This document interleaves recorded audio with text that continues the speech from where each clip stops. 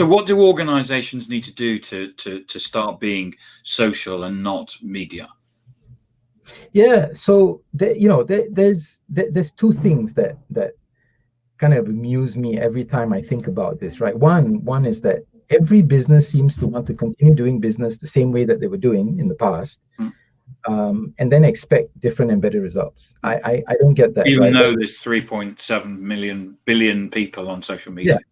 Yeah, exactly. And then they want to keep advertising, and they want to keep doing putting out white papers and distributing emails and going on social media and advertising and all of that. More and more people around the world are now using ad blockers, right? Yeah. As much as we know that social media advertising is rife with fraud. There was something I read the other day that was about 70 to 80% of the money is just going down the drain. Yeah. Let me give you an example that will kind of answer this question as to what you need to do as a strategy, right? So, there's one of the world's most famous low-cost carriers, AirAsia. They've got about, when I checked, about 800 over 1,000 followers on Instagram. Yeah. Every post that they make, which is basically an advert of some sort, gets roughly 0.5 to 1% of engagement. So between 4,000 to 8,000 likes, which is not bad, right? I mean, 8,000 likes is pretty decent, right? But remember, they've got 850,000 people who follow them, right? Forget about comments, because comments are a third of the likes, right? So it's pretty bad in terms of engagement. Now, if you look at the founder of AirAsia, and that's Tony Fernandez, right? He has maybe 30% the number of followers, so he's got about maybe 200, 300,000 followers. But he gets about 3% engagement on each one of his posts. 3%. That's 3 times the engagement of his airline, right? So he's got fewer followers, but much, much higher engagement. And that's because he tells stories. If you go look at what he does on Instagram, on Twitter, he tells stories, right? So you have to ask yourself why. Companies need to start understanding that the answer is this.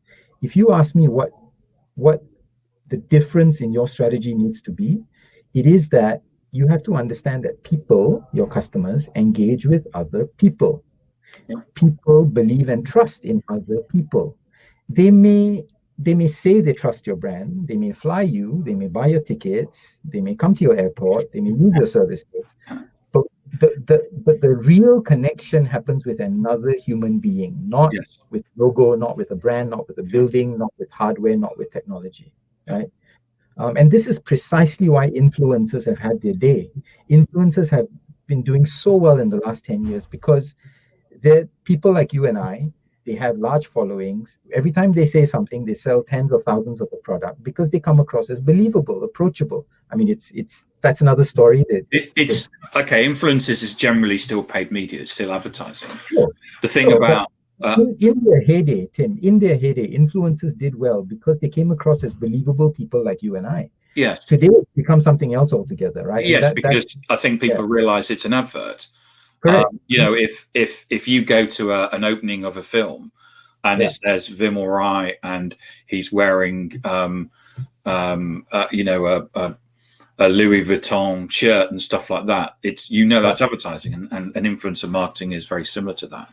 But to your point, people are far more interested in the individual. I wrote an article recently about the footballer Ronaldo. He has 4 times as many followers as Real Madrid, because people follow Real Madrid because it's kind of like